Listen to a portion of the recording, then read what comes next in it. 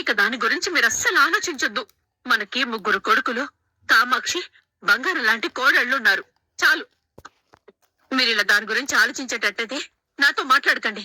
నీ ముద్దుల కూతురు గుర్తొచ్చే కదా. కాదు, నేను మీకోసం వచ్చాను. తెల్లారి మన గుడికి వెళ్ళాలి. ఆ విషయం చెప్పడానికి మిమ్మల్ని వెతుకుంటూ వచ్చాను.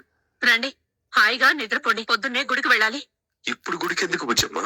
మీకంతా నేమైతే మీరు క్షేమంగా ఇంటికి తిరిగొస్తే గుడికొచ్చి దర్శనం చేసుకుంటానని మొక్కుకున్నాను. మిమ్మల్ని అమ్మవారికి చూపించాలి. రండి, వచ్చి నిద్రపోండి. రండి. Good morning sister. Good morning.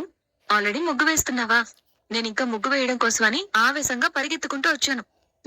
ఎలాగో వచ్చావుగా, కలిసి కంప్లీట్ చేద్దాం. కూర్చో. రేమా, నీకు విషయం చెప్పాలి. నేను నీకొక విషయం చెప్పాలక్క. ఏంటి?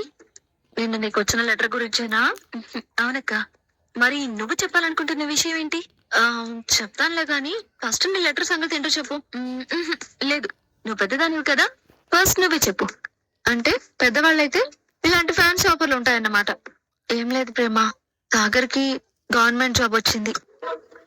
ఇంత మంచి హ్యాపీ న్యూస్ వింటే మంచిదే కదక్క.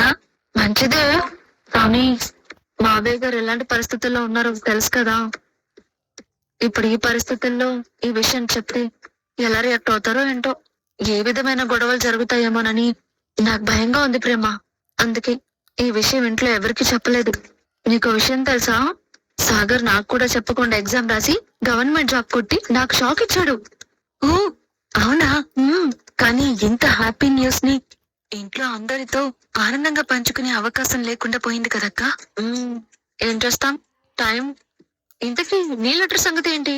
అయ్యో బాబోయ్, ఇంత హ్యాపీ న్యూస్ ని అంత నీరసంగా చెప్తావేంటి? నీరసం కాదక్క, టెన్షన్. ఆల్రెడీ నా జాబ్ విషయంలో ఇంట్లో ఎంత పెద్ద గొడవ జరిగిందో, ఇప్పుడు ఈ విషయంలో కూడా అలాగే గొడవ జరుగుతుందని నేను ఎగ్జామ్ రాయను అంటున్నాను. కానీ ధీరజ్ వినట్లేదు, ఒప్పుకోవట్లేదు. అవసరమైతే ఎవరికి చెప్పకుండా నన్ను తీసుకెళ్లి ఎగ్జామ్ రాయిస్తానని చాలా మొండిగా మాట్లాడుతున్నాడు.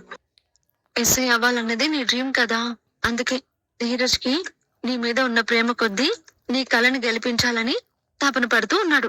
ఏం కలో ఏమోనక్క, అమూల్య విషయం గుర్తొచ్చి నిద్రలో కూడా ఉలిక్కిపడి లేస్తున్నాను. కొబ్బరి చిప్ప పగలగొట్టడం రాదు, కానీ నన్ను బెదిరించి నోరు మోయించడం మాత్రం బాగా వచ్చు.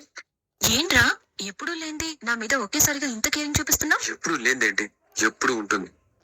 నీకన్నీ నేనే కదా, మరి నీ మీద నాకు కేరింగ్ లేకుండా ఎలా ఉంటుంది? మేమిద్దరం పెళ్లి చేసుకున్నాం. అమూల్యని తాళి నేనే కట్టుకోమన్నానని చెప్తే ధీరజ్ అర్థం చేసుకుంటాడా? రే ధీరజ్, ఒక్క మాట అడుగుతాను, నిజం చెప్తావా? నీకు అబద్ధం చెప్తాను, ఏంటో అడుగు.